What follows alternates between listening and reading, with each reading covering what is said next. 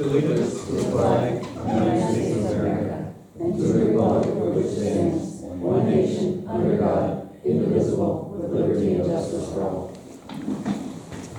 Roll call, Supervisor Barron, Councilman Barber, Councilman Carter, Councilman Carter, Hoyer, sorry, Councilman Tulaski. We'll see you there.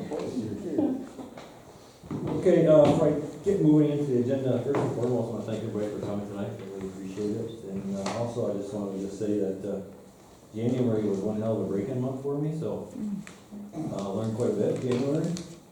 But I also want to thank Debbie. I mean, really, she just was there every single day, pretty much most part, first couple of weeks, and there was a lot of things that really was just new to me.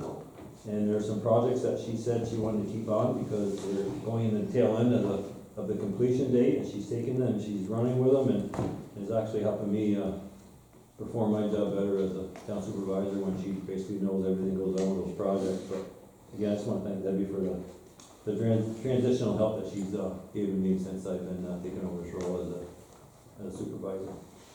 All right, we're going to move into the agenda. Motion to accept the minutes from the January 7th, 2025 organizational board meeting. Motion, please. I'll make a motion to accept the minutes from January 7th, 2025 annual organizational board meeting. Second. Any more discussion? All in favor? Aye. Any opposed?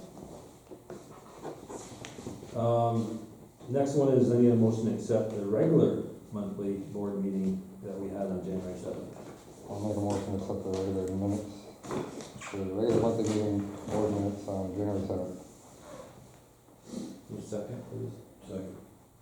Any more discussion? All in favor? Aye. Any opposed? Okay, in your packet, you do have the monthly report from me. That's in there. It looks good, really. Having you set eyes on it as a supervisor now, it really looks good. And then we do have one person addressing the board tonight, Jennifer Dewitt, and then address the board. So Jennifer, the podium is yours.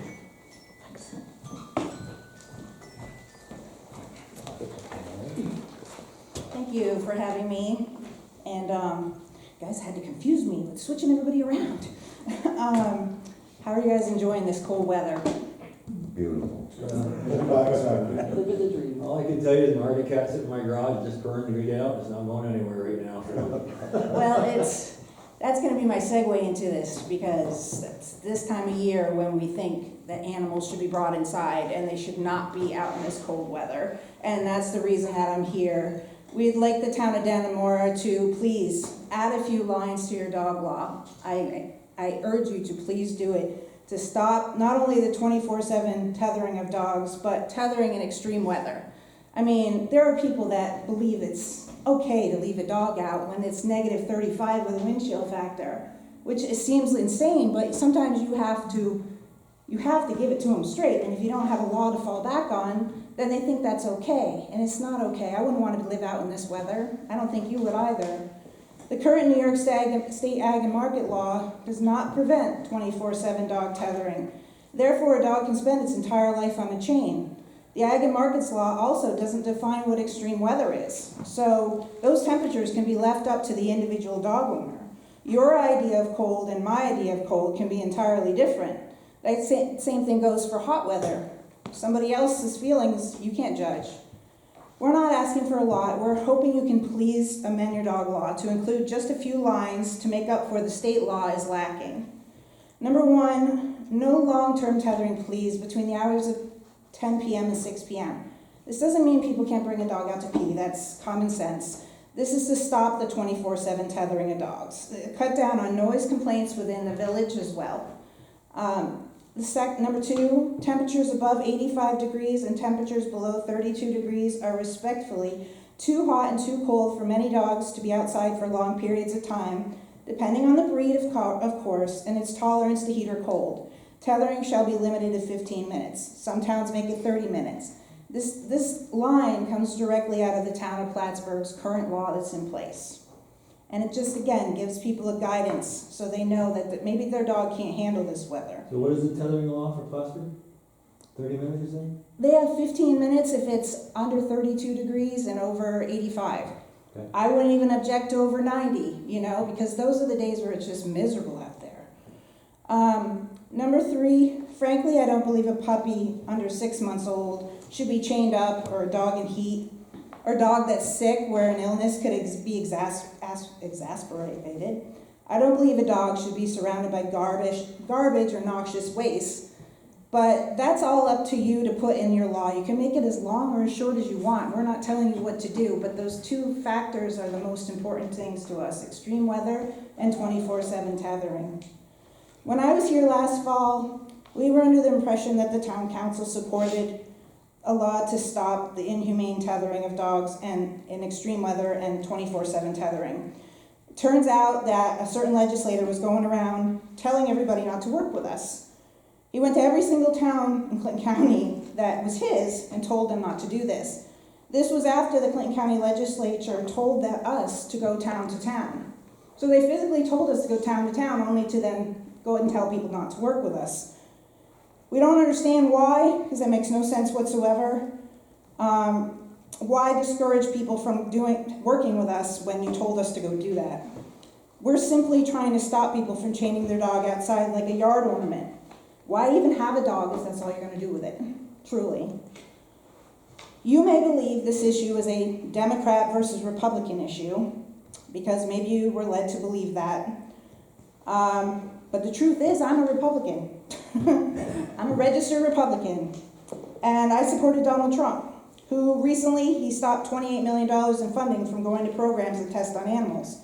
He put an end to dog and cat meat trade and made animal cruelty a federal crime with a penalty of 7 years.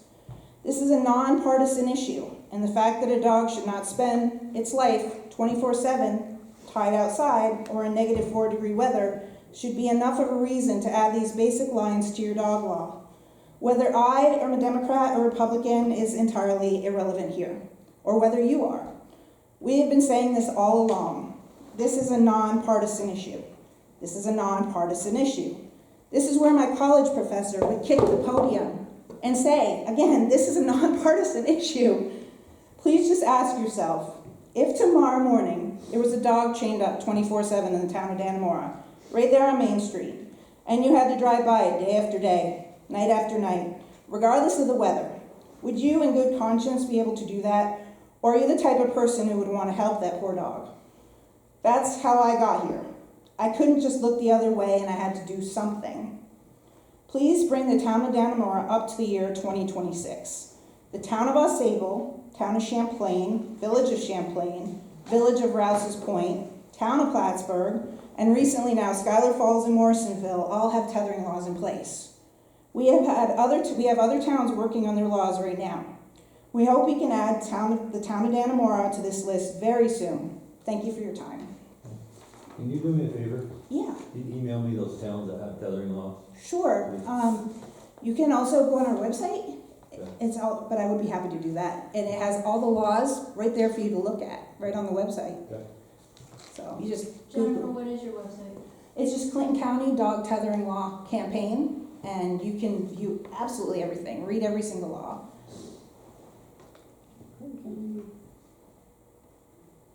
The campaign? Campaign, yeah. It'll be like the 3rd or 4th hit when you go in there, but I'll email it to you. Thank you. Thank you so much. Thank you for your time. Thank you. Welcome to stay if you'd like. I may.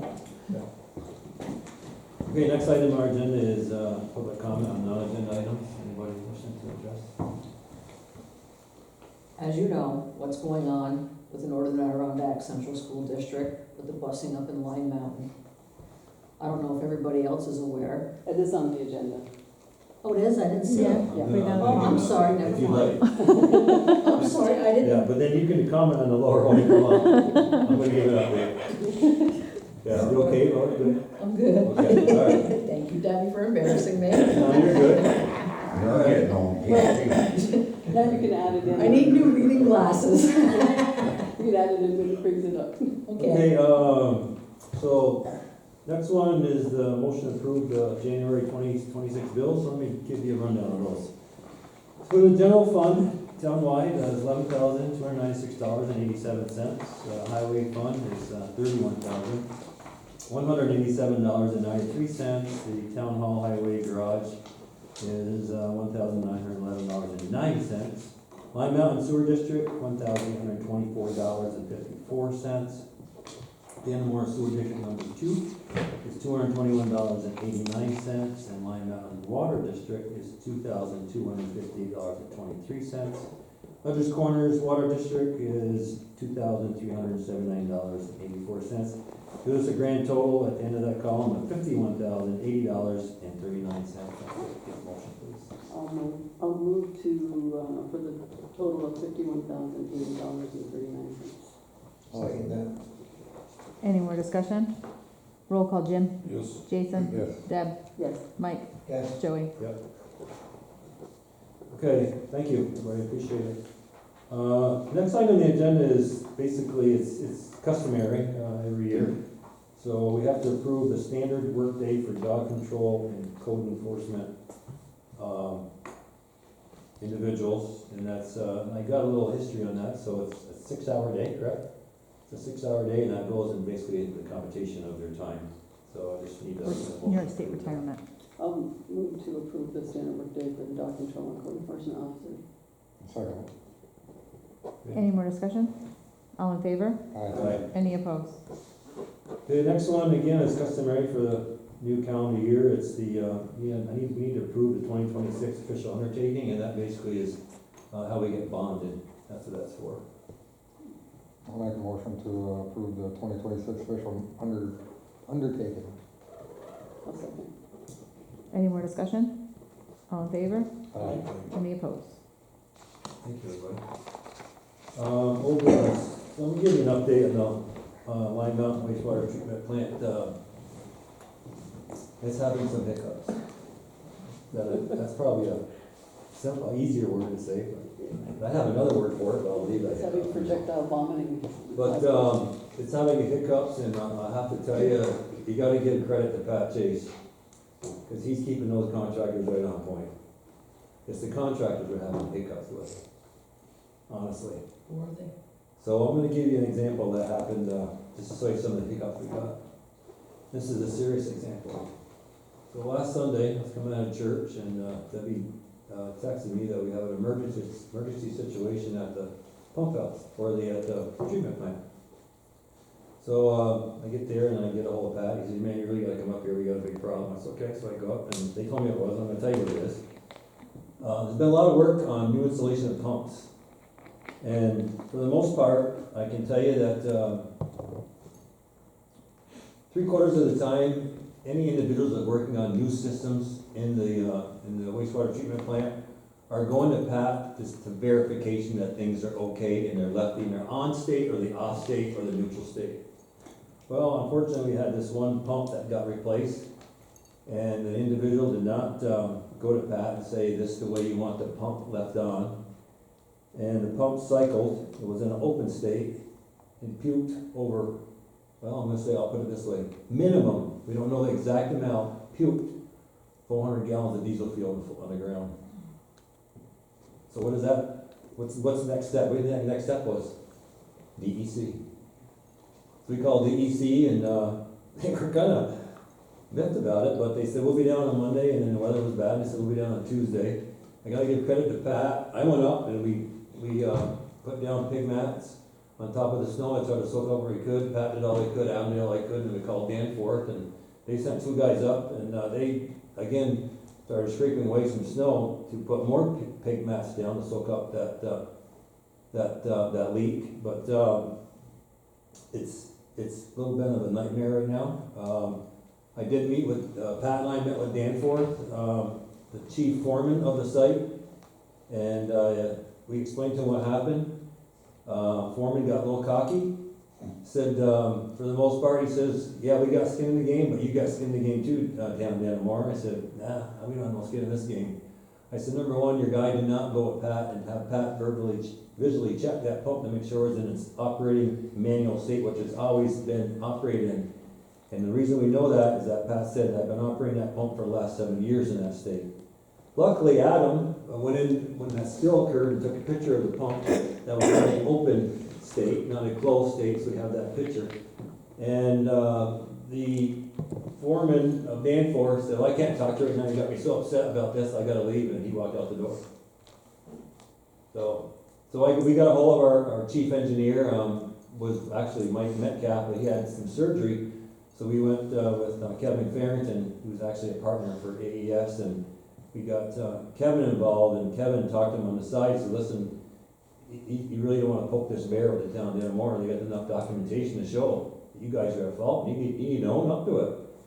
So they went back and forth for a while, and when they saw the picture, the pump is in an open state, because they kept saying our downstream electronic controls were faulting. But the downstream wouldn't fault because the pump was in a closed state, so they wouldn't have faulted it. So they tried to put that on that. So in the story, Danforth has decided to take all ownership of the spill.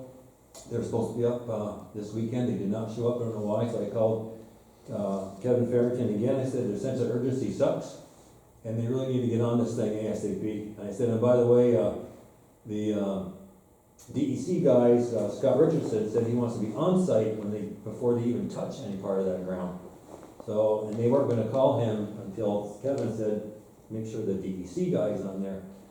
So we just had a fill up, to show you with the amount of gallons that come out of that tank, just had a fill up Thursday, I think. And MX Fuels put in 512 gallons of diesel fuel. And that tank usually sits full. So we don't know where the excess fuel is. Luckily, they just been cold. It could be just sitting there below the ice. We don't know. Don't forget that ground there is very porous. It's ore sand. They are going to bring equipment. They're going to scratch the surface. They're going to keep scratching the surface so they don't get any debris that's contaminated, and then seal it back up. But that's where we are with the wastewater treatment plant. And Debbie's been on this since day one. I don't know if you want to comment on anything. All the comments that I made. I did a tour of the facility, and I told Mike, I said, you really need a punch list. I mean, some of the stuff there, let me show you one of the things they did. They cut out a hole in the corner of one of the ceilings, and this was when it was 18 below zero, and then they just left it because they're gonna run a pipe through there. Well, they left it for the weekend, and they let all that breeze go through, and Pat was freezing inside the room, and we have 6, 7 portable heaters scattered out throughout the entire building because it's just so damn cold up there. Yesterday, they put the oil furnace online, so we're gonna have better heat for the. Well, that hole they cut, not only did it freeze Pat, but it put heat up there, and it built a big ice dam on the back of the building. Yeah. And then the new building that they built is horrible. The railings, the stairs. Finish is terrible. Oh my God. Just absolutely terrible. So we're having our issues with them, mainly Danforth and a little bit of pipeline. But Pat, I'll tell you, Pat is keeping them on their toes. I mean, we got the right guy there for the operator. I said, listen, don't call me if you need more support. Just give it to him. And I said, if you want me to come up, I'll come up. He said, no, I got it. Now I know they want me just to stay on him. And he's been staying on him. So that's the issue with that issue. I don't know if you have any question on that you can ask. It's not the kinder, gentler Pat that deals with them. Yeah, exactly. He's doing well. All right, item number B, the books closeout started. They have started, and we've had, what's his name? Mike came up, and what a great guy to work with. He's working with Brooke, who's brand new to the book routine, and Mike has been walking her through A, B, C, D, right down the line. Fantastic. How he's been patient with the whole process. Need about another half a day to finish out the books, and we should get wrapped up, and that's going to happen this week. So we're coming along very, very well there. He's made some suggestions on what we should do on some of our accounts, so we're going to look at them from his suggestions. But he's listening. He's extremely knowledgeable. He's been doing this a long time, and he's a wonderful asset to have. Make sure our books are doing the right thing. Phone upgrade.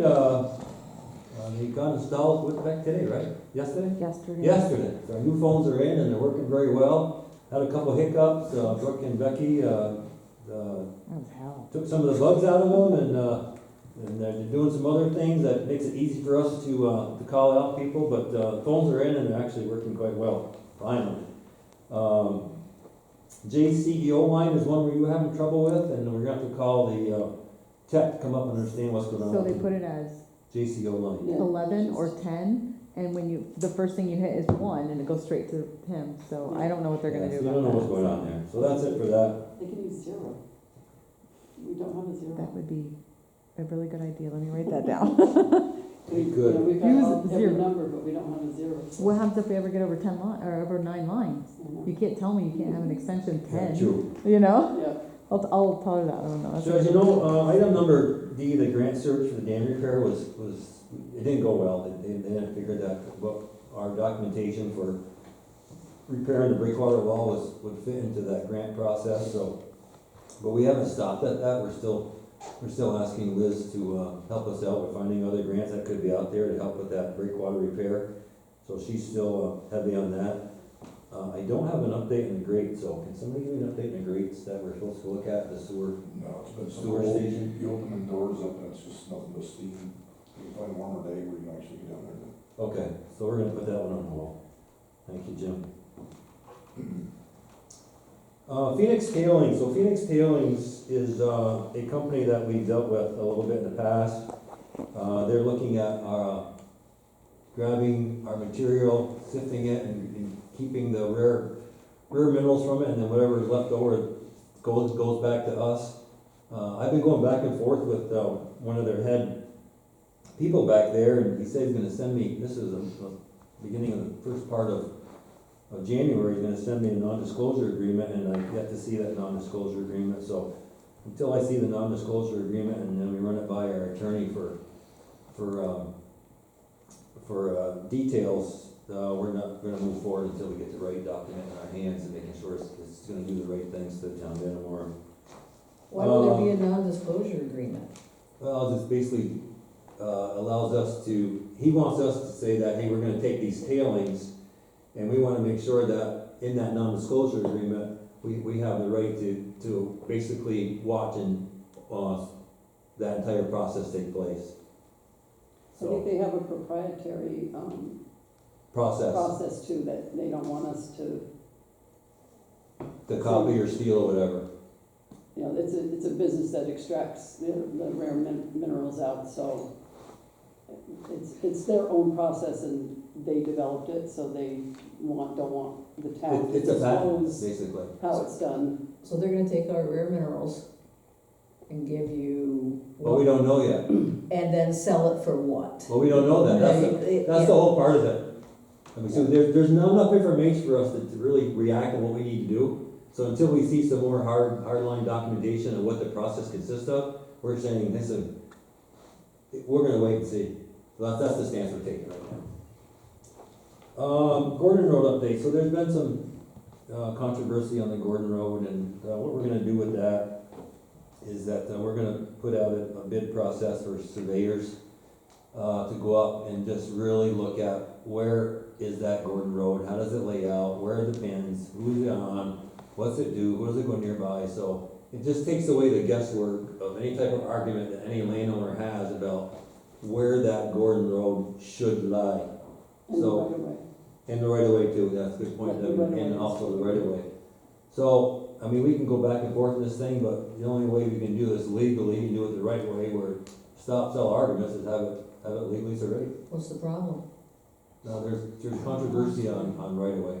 Cause I own property along that road. Yeah. Along the, Along the, eastern side of the road, from the beginning almost all the way down to where, the gate is. yeah, well, you probably look, you know, the town has a right of way. When it hits the end of it, it makes a dog leg to the right Yeah, and then up and goes back. right. And certain people have said that right of way doesn't exist and they've basically taken it over. So, Oh, I know what you're talking about. But yeah, if you look on the Onyx hunt map, it shows that it goes way, way back in. well, and if you look on the county planning GIS map, it shows it, Yeah. but. No, I'm no part of that. No, you're not one of the Right. landowners that's affected. So we just want, so the town wants to stay neutral in this. And the best way to stay neutral in this is just get the damn thing surveyed, and then it's done, right? Okay, comprehensive plan, I really thought I'd have an update for you tonight. Jackie and I have been missing, I've been going back and forth on phone tag. She emailed me, I called her, she was out of the office, and we just, like I said, we're just going back and forth on that, so, we'll just keep that in our old business for a while. We wanna get that grant moving, for that comprehensive plan, so we can get that, get the dust blown off that and get it up and running again. Other than that, under old business, I don't have anything else. Anybody else got anything up on old business? You just want me to remind you about looking in the electric heater in the back building, Oh, yeah, thank you for that. getting a quote on something installed in the corner in there. Yep.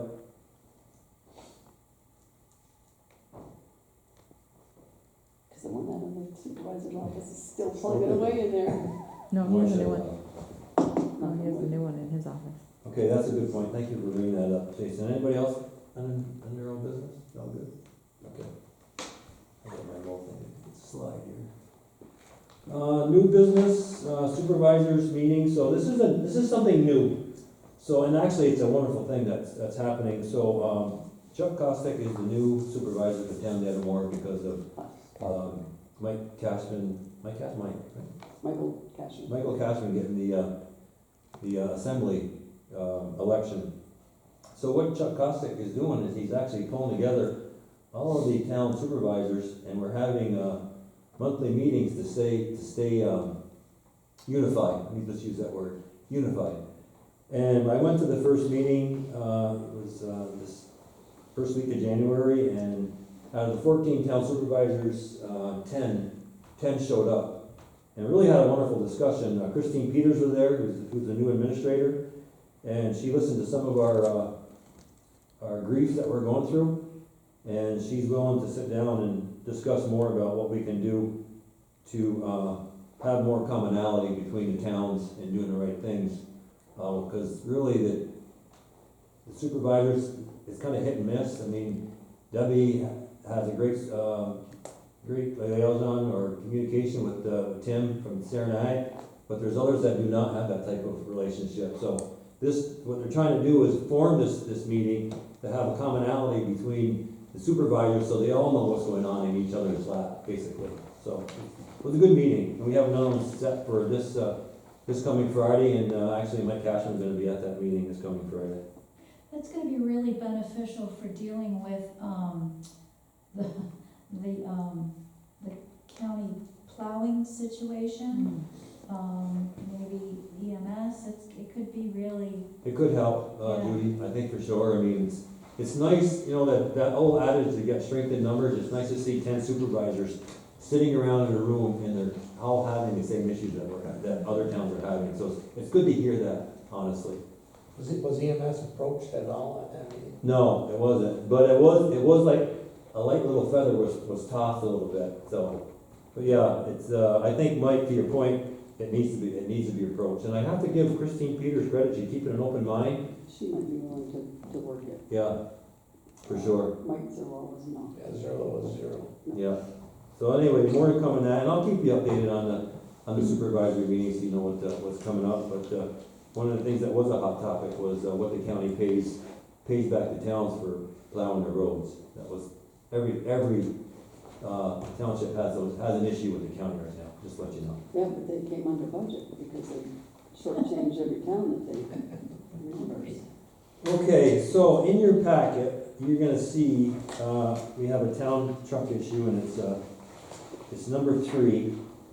And I'm gonna give you the story on it, but Mark, if I miss something, jump in, okay? So Mark came to me and said, listen, you gotta come out and look at truck number 3. So I went out and looked at truck number 3, and yeah, you're gonna help me with terminology. H block was bent. What else was bent? The wing arm. Both wing arms were bent, and they were welding on them to try to fix it the right way. So we talked to the guys, and actually all of us got in a little circle in the garage and said, what's the next best step to get that truck back in working order? And he said, you really got to replace the H block. And listen, I looked at the H block, and it was severely bent. I don't know what Nate, that thing, Nate, right? No. That was Jason. Jason. Jason. I won't mention the name, but Jason. Yeah, it's pretty bad. So we called the vendor, and he said, listen, the H block, the two swing arms or the stabilizing arms was gonna be roughly over $5,000. I'm like, holy cow. And then you have to look at from those, whatever he had, the H block and the support arms, actually the wing is cocked. It's bad. And then if you look, when you put the wing on the floor, and you look down this way, there's like a gap that's this much where the wing's not even touching the pavement. So we asked the vendor to say, what would it cost to replace that wing? I'm thinking $15,000-$20,000 for down. I said, Mark, then I say something, $20,000 for that. I was surprised too. And, so to replace everything brand new with a brand new wing, $8,600. So we're thinking, instead of paying $5,000 for 3 parts, And I don't guarantee it, that was good. yeah, that don't guarantee the wing's gonna sit flat either. And what it was also doing with those arms being bent, it was wearing probably about 4 foot of the back end of the blade Yeah, was wearing, erratically, so we talked about it, and I said, geez, you know, common sense, and this one, I think we really ought to replace all those parts and have One. a new wing section, so that's, He said 3. where that is on that. it might be a little bit more, Joe, cause on here, I don't see where he quoted me shipping, which I talked to Glenn and he said it'd probably be, $200 to $250. Yeah. So, So we really haven't seen that yet, and we do have money in the account for that, but I just wanted to share that, listen, those trucks are expensive. I think that last truck, what did we pay for our last truck? 305,000? Is that what it was? yeah, it was 310, I think. And I remember right, that number 3 was our first Western Star. I think it came in at 235,000. If I'm not mistaken. Yep. So, yeah, so anyway, I want to give you an update on that process, what we got going on. Should we make a motion to purchase this, or? Oh, well, do you think we should wait for the shipping to come in and see what's gonna cost us for shipping, do one grand total? Like I said, it's only 200, 250, Well, we can make a motion to approve that amount plus shipping. Okay, so let's do that, so again, thank you, Jim, I'd like to get a motion to approve, the net amount of $8,666, which could include up and above $200 to $300 worth of shipping. I'll make that motion. Motion made by Debbie, Second. seconded by Jason. Any more discussion?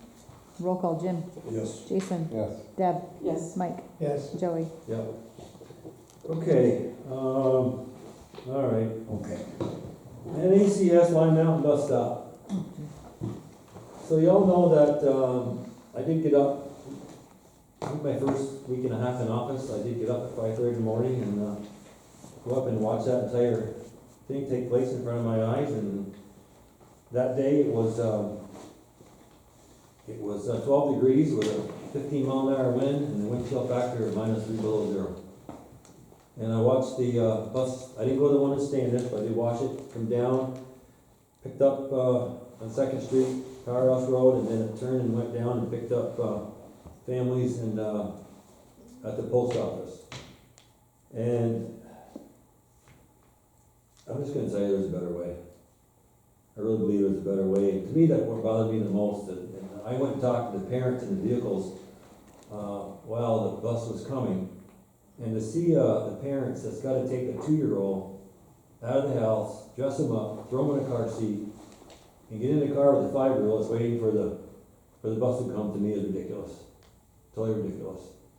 And then to see some kids walking down the post office, and granted, you had a great neighbor in the corner that allowed the kids to sit in the garage until they saw the bus come down Standish Street, so the garage opens up, and the kids all pile out of the garage, and they go down and they get picked up at the post office. And that was just a mild -3 below 0 day. I can't imagine what those kids are gonna go when we're in an 18 below 0 day with a wind chill of 30 below. To me, it's ridiculous. I did go to the board meeting, at NACS board meeting, and spoke to the board, 3 times, and, man, I'll tell you, they are grounded in their belief that bus stops is the next best thing for Line Mountain. So, 2 weeks later, so actually last Wednesday, I was invited by the school board to go and talk it out a little bit. And I went there just basically gaining some general information. I didn't have a lot before. And I spent probably over an hour at that meeting, got some information, and then what I did, I came back and I scheduled another meeting with all the parents in Lime Mountain this past Sunday to discuss what the school board and I talked about is there next steps, and just shared information of what we can do to try to bring some sort of win-win situation to the process. I think we have a lot of work to do yet. I think there's, we have another school board coming up on the 12th, and we need to go there. And the reason why we need to go to that school board meeting is because they took 3 pages of notes from the parents that were there, and they said that they would give us feedback on those 3 pages of notes, answers to those 3 pages of notes on what next steps would be. But just my meeting with the school board on that Wednesday night, I walked away with a feeling that bus stops are it, and we just got to figure out where they want the bus stop to be. That's basically what the feeling I got from it. Was that the 12th or the 11th? The 11th. 11th is 11th? I thought it was 12th. It's a Thursday, right? Wednesday. It's a Wednesday, okay. Next Wednesday. So anyway, that is the update and that, some of the numbers they gave me for kids, they said that K through 5 there are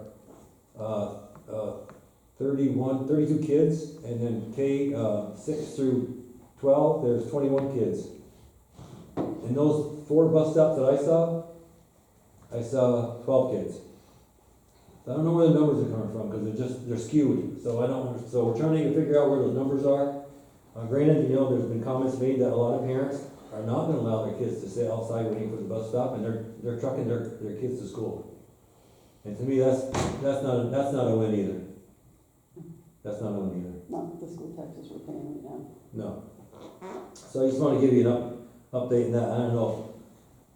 Do you happen to know, Joe, has the transportation budget got cut? Has it lessened? No, you know what? It hasn't, and I'll tell you, that's the reason I asked the question, so you can help me understand why we don't have bus stops in Lime Mountain. He said, well, number one, we got 3 bus drivers that are out sick. I said, okay, get that, but doesn't mean that you can't have something more permanent put in place to coincide with those 3 people out sick.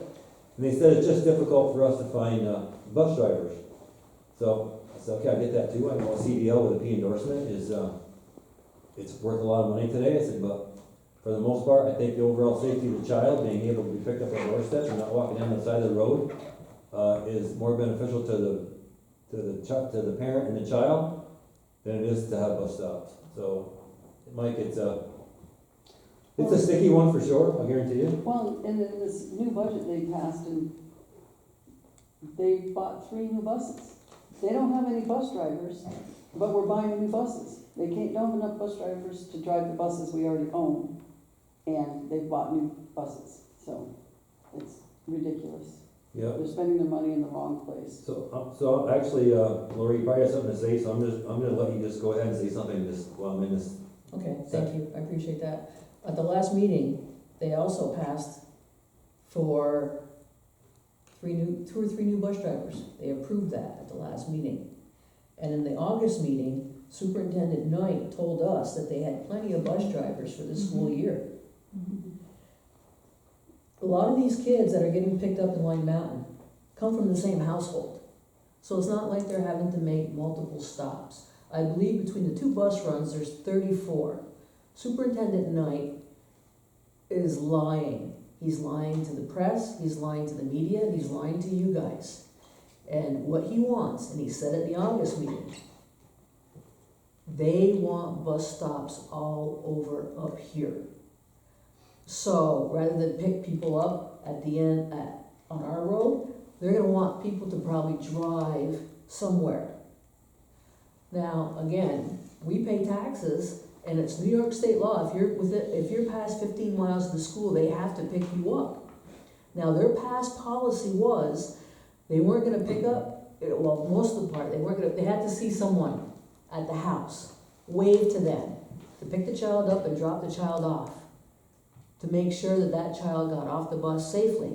And before they left, after they dropped the child off, the child had to be at least 15 feet away from that bus before they could take off. New York state law.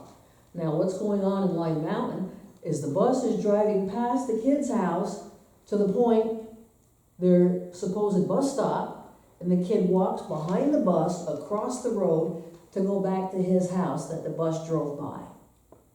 11 kids, and some in the same household, which Yeah. greatly drops the pickups.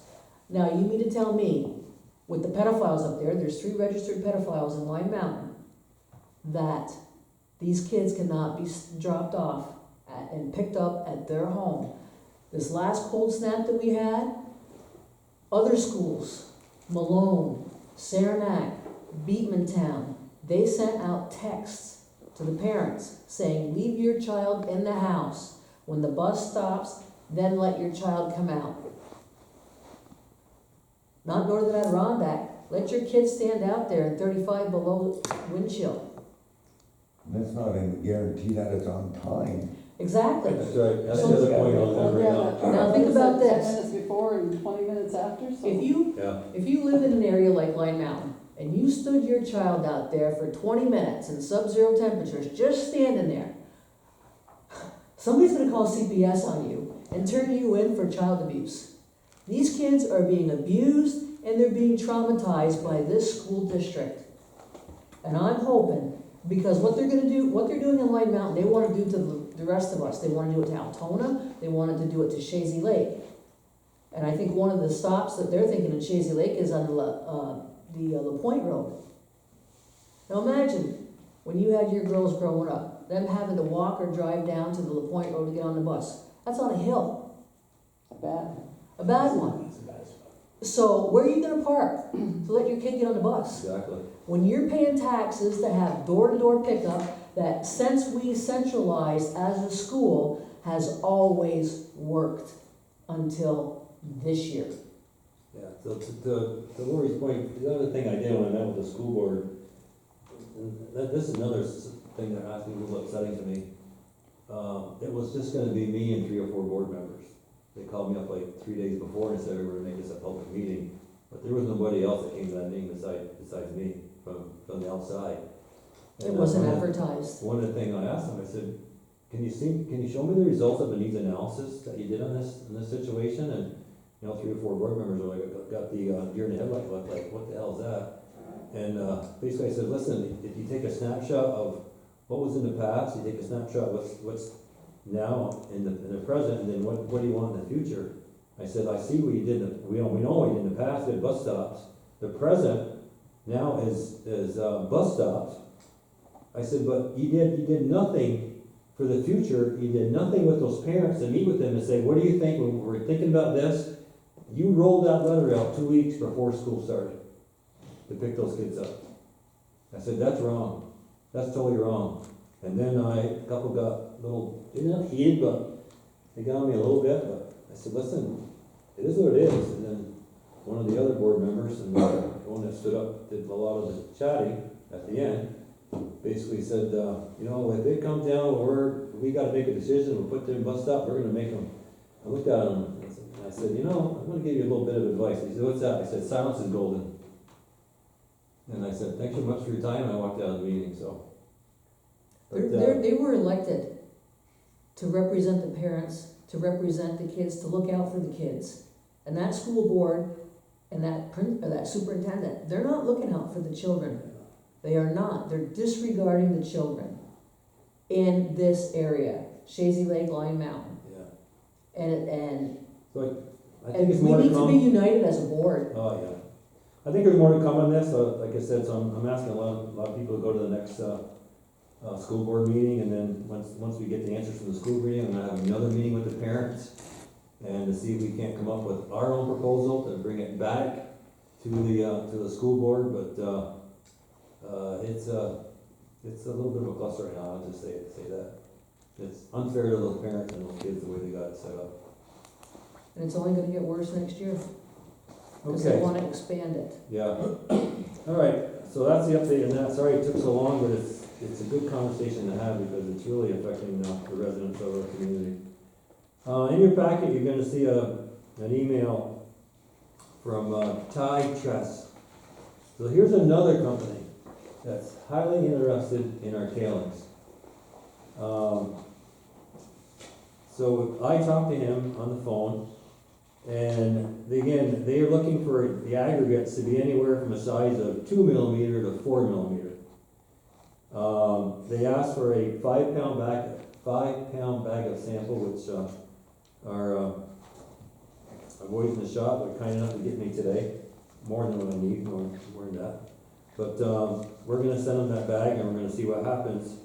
Again, early stages, I don't know what they want it for, but they're looking at other places that have the stockpiling of these tailings in other states, as well as other communities within New York State that had old mining operations. So we're gonna see what this entails, because we don't know what the end result is, if it's gonna be beneficial to the town or not.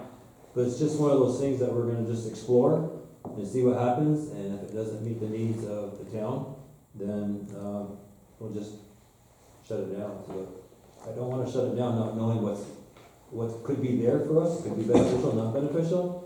So we're keeping an open mind on it, just to see where this next step's gonna take us, that's all. What would be ideal is, they extract the metals, they pay us what we deserve from the metals, but we still have the product to put out on the roads. Because they're leaving us with the sand minus the metals, so. So we'll see where that goes. Is their method proprietary also?